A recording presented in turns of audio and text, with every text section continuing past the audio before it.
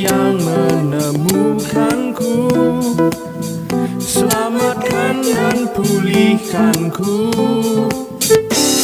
Ku naikkan syukurku, ku tak akan berhenti memuji, meninggikan namamu, selalu menari, memuliakanmu. Dibebaskan, dibangkitkan, hidup yang kau beri dan kini hanya untukmu.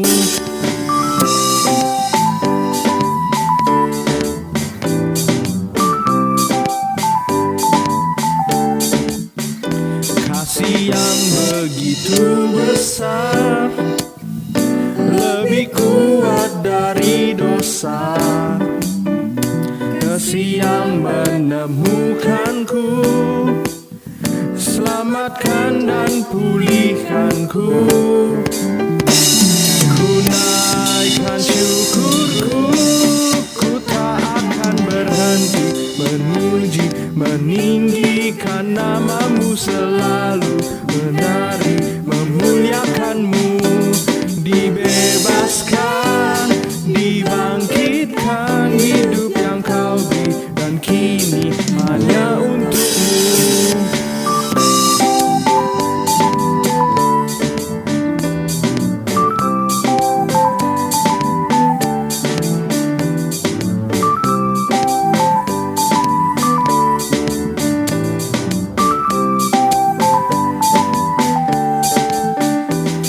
Ku naikkan syukurku, ku naikkan syukurku, ku tak akan berhenti memuji, meninggikan namamu, selalu menari, memuliakanmu. Dibebaskan, dibangkitkan, hidup yang kau beri dan ini hanya untukmu. Tak akan berhenti memuji, meninggikan namamu, selalu menari, memuliakanmu. Dibebaskan, dibangkitkan, hidup yang kau beri dan kini hanya untukmu. Hidup yang kau beri dan kini hanya untukmu.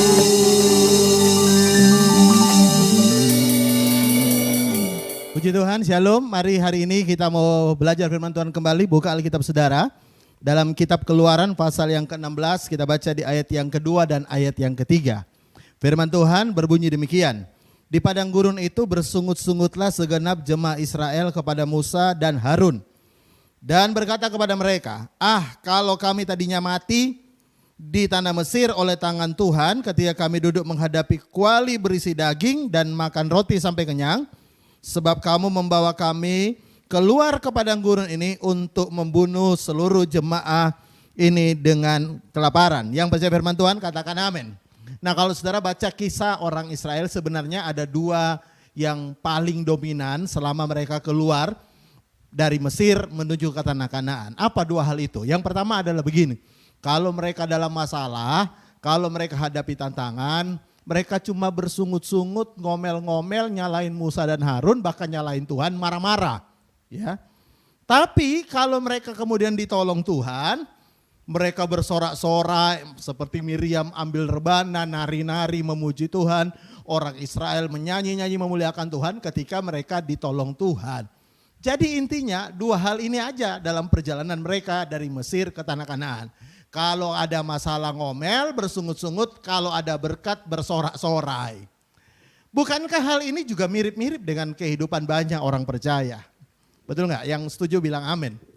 Ya, ada begitu banyak orang Kristen, ya orang percaya, kalau ada masalah bersungut-sungut, marah-marah, nyalain A, B, bahkan nyalain Tuhan. Tapi kalau ada berkat, wah sukacitanya luar biasa, ya kan? Kalau ada masalah, ngomelnya minta ampun. Marah-marah, bersungut-sungut minta ampun. Tapi kalau ada berkat, wah sukacita, senyumnya lebar, haleluya, bersorak-sorai, kemuliaan bagi Tuhan. Bukankah ini tidak jauh beda dengan kehidupan orang Israel selama mereka keluar dari Mesir menuju tanah Kanaan? Lalu pertanyaannya begini, kenapa sih ada orang modelnya kayak orang Israel, ya. Dan pertanyaannya juga apakah memang itu yang Tuhan inginkan dari hidup kita? Ada berkat haleluya, nggak ada berkat sungut-sungut. Saya nggak yakin akan hal itu karena saya tahu sebenarnya yang Tuhan inginkan dari hidup kita, apapun keadaan kita, kita tetap berkata haleluya, puji Tuhan. Bisa dengar kata amin? Haleluya, muliakan Tuhan apapun keadaan kita. Nah pertanyaannya sekali lagi, kenapa ada orang kayak orang Israel gini? Nah saya mau tunjukkan kenapa dan biar ini juga jadi solusi hidup kita supaya kita tidak jadi kayak mereka. Yang pertama kalau saudara baca dalam Alkitab Keluaran 2 ayat 23, lihat baik-baik ini ya. Keluaran pasal 2 ayat 23 sampai dengan ayat 25. Firman Tuhan berkata begini. Lama sesudah itu matilah Raja Mesir ketika orang Israel masih mengeluh karena perbudakan. Perhatikan, mereka mengeluh karena perbudakan. Jadi orang Israel itu bukan hanya mengeluh ketika di padang gurun. Dari dulu, dari semenjak ada di Mesir, mereka punya hobi mengeluh ya tentang masalah yang mereka hadapi, dalam hal ini perbudakan. Dan mereka berseru-seru sehingga teriak mereka minta tolong kepada Allah karena perbudakan. Perhatikan, kembali lagi karena perbudakan itu sampai kepada Allah. Ayat 24, Allah mendengar mereka mengerang lalu ia mengingat kepada perjanjiannya dengan Abraham, Ishak dan Yakub. Maka Allah melihat orang Israel itu dan Allah memperhatikannya. Memperhatikan mereka. Nah lihat baik-baik ya. Ketika orang Israel terpuruk ada masalah perbudakan, Alkitab berkata mereka berseru-seru karena perbudakan. Tapi perhatikan, Tuhan menolong mereka bukan karena perbudakan. Saya ulangi biar saudara bisa lebih mengerti. Orang Israel berseru-seru karena perbudakan. Karena mereka sengsara karena perbudakan. Tapi Tuhan menolong mereka bukan karena orang Israel sengsara karena perbudakan. Ayat 24 dengan jelas berkata Tuhan menolong mereka karena Tuhan ingat perjanjiannya. Tuhan ingat sebuah ikatan perjanjian rencananya yang Tuhan sudah sampaikan kepada Abraham waktu yang lalu ya. Nah ini perbedaan mendasar dan menurut saya ini bagian yang pertama. Kenapa mereka itu terbiasa dengan pola ditolong haleluya dalam masalah halilintar ya. Mereka mengeluh marah-marah. Ya ini yang pertama. Apa itu? Yaitu mereka fokusnya selalu bagaimana caranya mereka keluar dari masalah. Jadi mereka dalam masalah mereka akan selalu berusaha keluar dari masalah. Ya, tidak salah memang kalau Anda dalam masalah, Anda pengen keluar dari masalah. Tapi saya mau beritahu kalau Anda fokus hanya dalam hidupmu ini bagaimana caranya keluar dari masalah supaya hidupmu lebih baik, lebih enak, lebih nyaman. Maka saya mau beritahu kepada saudara, maka bersiap-siaplah saya mau beritahu satu hal yang saya tahu Anda udah tahu juga. Bahwa hidup ini tidak akan pernah lepas dari masalah. Kalaupun Anda berkata, Pak saya sudah selesai ditolong Tuhan di waktu yang lalu. Maka selamat datang masalah yang baru. Ya. Selamat datang dalam persoalan yang baru. Sama dengan seorang yang mungkin berkata, Pak tolong doakan saya nggak punya jodoh. Lalu Tuhan kasih jodoh bukan berarti setelah dapat jodoh selesai masalah mereka. Saya mau beritahu selamat datang dalam pernikahan. Mereka dalam masalah yang baru. Dan ketika mereka menikah, mereka belum punya anak, mereka berdoa. Tuhan kasih aku anak. Dan apa yang terjadi ketika Tuhan jawab doa mereka? Mereka punya anak, saya mau beritahu lagi, selamat datang dalam masalah yang baru. Jadi sebenarnya kalau Anda fokus kepada bagaimana caranya menyelesaikan masalah, maka hidupmu akan selalu habis hanya fokus di situ. Tapi Tuhan berbeda dengan mereka. Karena Tuhan berkata, ketika Tuhan menolong mereka, karena Tuhan ingat perjanjiannya. Tuhan ingat akan sebuah rencana yang besar, yang Tuhan sudah atur, yang Tuhan sudah rencanakan, yang Tuhan sudah tetapkan dalam kehidupan mereka. Jadi di sisi lain mereka hanya pengen nyaman, di sisi lain Tuhan berkata, semua ini bagian dari rencana Tuhan dan engkau akan lewati. Dan yang paling penting, engkau harus selalu ingat bahwa Tuhan punya rencana atas hidupmu. Kalau Anda hanya fokus di bagaimana cara menyelesaikan masalah, tidak heran begini. Anda akan selalu mencari kenyamanan. Anda akan selalu mencari supaya hidupmu lebih enak, lebih nyaman, lebih luar biasa. Ya, padahal saya mau beritahu sekali lagi, Tidak ada hidup itu yang namanya nyaman selamanya. Dan tidak ada juga memang masalah yang selamanya. Silih berganti hidup ini.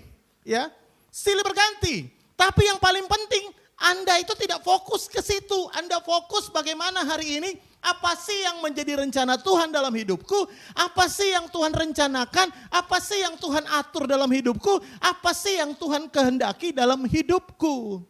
Dan ini yang saya mau tunjukkan, cara pandang yang berbeda. Cara Tuhan melihat masalah kita, Dia melihat sebagai sebuah rencana yang harus Dia selesaikan. Tapi bagi kita hanya menjadi sebuah masalah untuk kita selesaikan. Ya. Nah makanya dari hal itu kemudian kalau saudara baca kita bisa mengerti lebih lagi dalam Keluaran pasal 3 ayat 17. Nah lihat firman Tuhan berkata begini. Ayat 3 pasal 3 ayat 17. Jadi aku telah berfirman. Aku akan menuntun kamu keluar dari kesengsaraan di Mesir. Jadi Tuhan berkata, aku akan bawa kau keluar dari Mesir. Tentu orang Israel akan senang banget dengar hal itu ya.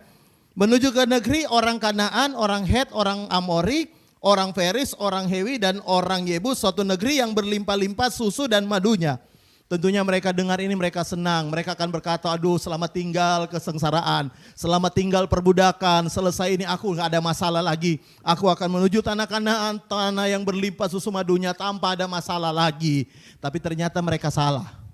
Begitu mereka keluar dari Mesir, mereka langsung hadapi masalah. Mereka dikejar oleh Firaun.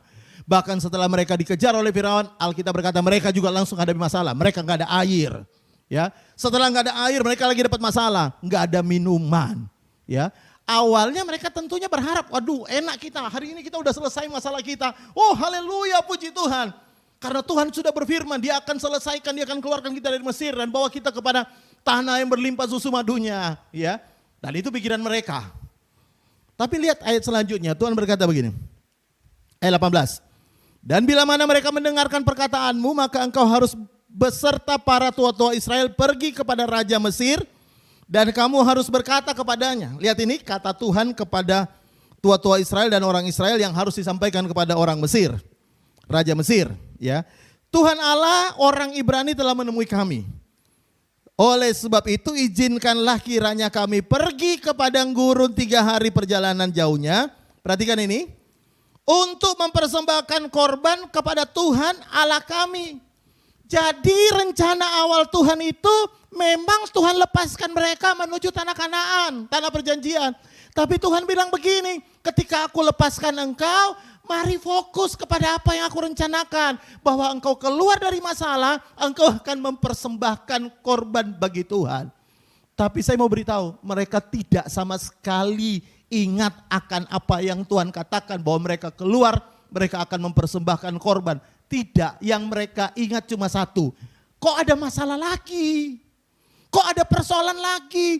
Dulu di Mesir kami punya persoalan. Kenapa kok sekarang ada masalah lagi? Kami gak ada air, kami gak ada makanan, kami gak ada minuman. Kok ada masalah lagi? Bahkan mereka harus menghadapi peperangan. Kok sama ya kayak di Mesir tetap ada masalah? Ya memang tetap ada masalah. Tapi yang mereka lupa, mereka harusnya tidak fokus kepada masalah. Mereka harusnya fokus kepada apa yang Tuhan katakan. Bahwa mereka dilepaskan oleh Tuhan untuk supaya mereka memberikan persembahan kepada Tuhan. Tapi itu yang mereka tidak pernah ingat. Yang mereka ingat Tuhan tolong, haleluya. Dalam masalah lagi, Tuhan tolong, haleluya. Tapi ada masalah lagi, mereka marah. Karena harapan mereka cuma satu, mereka dikeluarkan dari masalah. Sementara harapan Tuhan, mereka menggenapi rencana Tuhan, apa yang Tuhan mau dalam hidup mereka. Tuhan pengen mereka menggenapi, mereka melakukan apa yang Tuhan mau, Tuhan rencanakan. Karena itu perhatikan baik-baik ya. Pernah gak Anda mikir apa yang Tuhan rencanakan dalam hidupmu? Pernah gak Anda mikir apa yang Tuhan mau engkau lakukan? Pernah gak Anda mikir apa sih yang Tuhan ingin dalam hidupmu?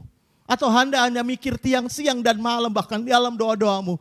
Cuma itu isinya, Tuhan bagaimana caranya supaya saya keluar dari masalah. Bagaimana caranya COVID ini bisa selesai. Bagaimana ini corona bisa selesai.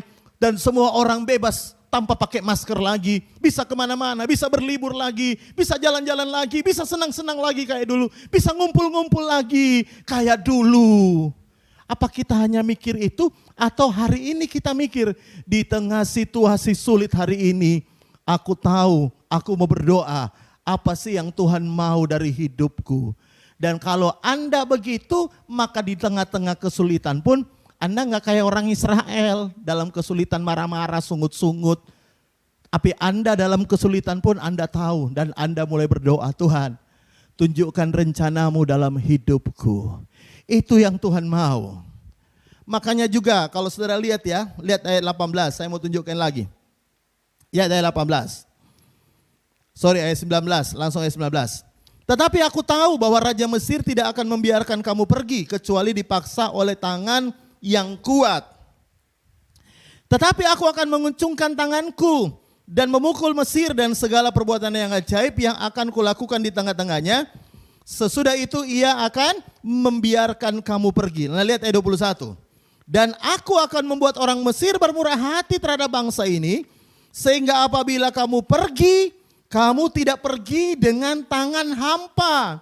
Tetapi tiap-tiap perempuan harus meminta dari tetangganya dan dari perempuan yang tinggal di rumahnya barang-barang perak dan emas dan kain-kain yang kamu kenakan kepada anakmu laki-laki perempuan. Demikianlah kamu akan merampasi orang Mesir itu. Nah lihat baik-baik yang bagian berikutnya. Tuhan bilang aku akan bawa engkau keluar, tapi memang tidak mudah. Akan ada banyak pertentangan, ada banyak masalah untuk engkau bisa keluar. Tapi Tuhan bilang aku akan tolong engkau dan aku akan buat orang Mesir bermurah hati. Sehingga orang Mesir akan engkau rampasi. Emas, peraknya, kain-kainnya engkau akan rampas, mereka akan berikan kepadamu. Nah perhatikan baik, tentunya orang Israel itu senang. Waduh puji Tuhan kita hari ini akan ditolong Tuhan keluar dari Mesir. Bahkan kita keluar tidak dengan tangan hampa, bawa emas, bawa perak, bawa kain, bawa semua harta benda yang kita rampas dari Mesir. Tentunya mereka senang, tapi mereka lupa satu hal. Kembali lagi mereka lupa akan rencana Tuhan. Kenapa sih Tuhan izinkan mereka keluar tidak dengan tangan hampa? Kenapa sih Tuhan izinkan mereka keluar dengan bawa emas, perak, dan semua barang-barang berharga, kain-kain disebutkan dalam Alkitab. Mereka bawa keluar. Kenapa sih? Apa mereka ingat tentang apa yang Tuhan rencanakan? Nah kalau Anda hanya ingat cuma wah berkatnya Tuhan, wah luar biasa, haleluya, haleluya. Tunggu lagi, sebentar lagi ketika engkau sedang dalam masalah, tunggu aja. Kalau tidak engkau bisa mengeluh lagi kepada Tuhan. Nah apa yang orang Israel lakukan? Mereka nggak ingat. Sampai suatu ketika ya Musa berfirman, disuruh oleh Tuhan berfirman. Nah lihat pasal yang ke-35, Keluaran 35 ayat 21. Lihat apa yang kemudian mereka lakukan, apa sebenarnya Tuhan rencanakan. Dan sesudah itu datanglah setiap orang yang tergerak hatinya, perhatikan ini. Yang tergerak hatinya, setiap orang yang terdorong jiwanya, ya, membawa persembahan khusus kepada Tuhan untuk pekerjaan melengkapi kemah pertemuan dan untuk segala ibadah di dalamnya untuk pakaian kudus itu. Jadi Alkitab berkata Tuhan itu ya mereka mempersembahkan semua hal untuk kemah Tuhan, untuk rumah ibadah, ya, untuk tabernakel. Ya. Siapa mereka? Alkitab berkata orang-orang yang tergerak hatinya, yang terdorong jiwanya. Ayat 22, lihat. Maka datanglah mereka baik laki-laki maupun perempuan, setiap orang-orang yang terdorong hatinya. Perhatikan kembali, terdorong hatinya. Dengan membawa anting-anting hidung, anting-anting telinga, cincin, materai, dan kerongsang, segala macam barang emas. Demikian juga orang mempersembahkan persembahan unjukan dari emas bagi Tuhan. Ayat 23, juga setiap orang yang mempunyai kain ungu tua, kain ungu muda, kain kermisi, lenan halus, bulu kambing, kulit domba jantan yang diwarnai merah, dan kulit-kulit lumba-lumba datang membawanya. Nah lihat baik-baik, semua orang datang bawa persembahan, emas, perak, dan segala macam kain. Pertanyaannya dari mana itu? Mereka itu budak. Tentunya Anda ingat tadi ayat bahwa mereka itu dibawa Tuhan keluar dari Mesir, ya. tidak dengan tangan hampa. Dan pada akhirnya mereka mengerti bahwa ketika Tuhan bawa mereka keluar dari Mesir tidak dengan hampa, tidak dengan tangan hampa, tujuannya kembali mereka terdorong hatinya untuk mempersembahkan kepada Tuhan sebagai persembahan khusus untuk pembangunan bait Allah atau tabernakel di padang gurun, ya. Nah, kembali lagi, ya. Kalau Anda hanya mikir tentang dirimu, kenyamananmu, tentang bagaimana keluar dari masalah, Anda nggak pernah mikir apa yang Tuhan mau dalam hidupmu, ya jadinya Anda kayak orang Israel, ya. Kalau senang haleluya, haleluya, ya, tapi Tuhan tetap lupa apa yang Tuhan mau dalam hidupnya. Saya tidak yakin Tuhan memberkati kita hanya untuk supaya kita senang. Saya tahu Tuhan pengen kita senang dengan berkat Tuhan, tapi saya nggak yakin bahwa Tuhan memberkati kita hanya untuk supaya kita senang. Karena saya tahu Tuhan punya rencana lewat berkat yang Tuhan berikan. Ya, karena itu mereka itu kemudian hari dari harta yang Tuhan berikan lewat perampasan atau mereka diberikan oleh orang-orang Mesir, kemudian dipakai untuk pembangunan bait Allah. Nah, karena itu sekali lagi saya mau beritahu kepada saudara, ya. Jangan jadi kayak orang Israel, ya. Mereka sebenarnya bisa kayak gitu karena mereka tidak pernah ingat akan rencana Tuhan dalam hidupnya. Kalaupun engkau susah hari ini engkau ingat, engkau berkata, Tuhan aku sedang dipersiapkan Tuhan. Seperti orang Mesir pengen keluar dari, seperti orang Israel.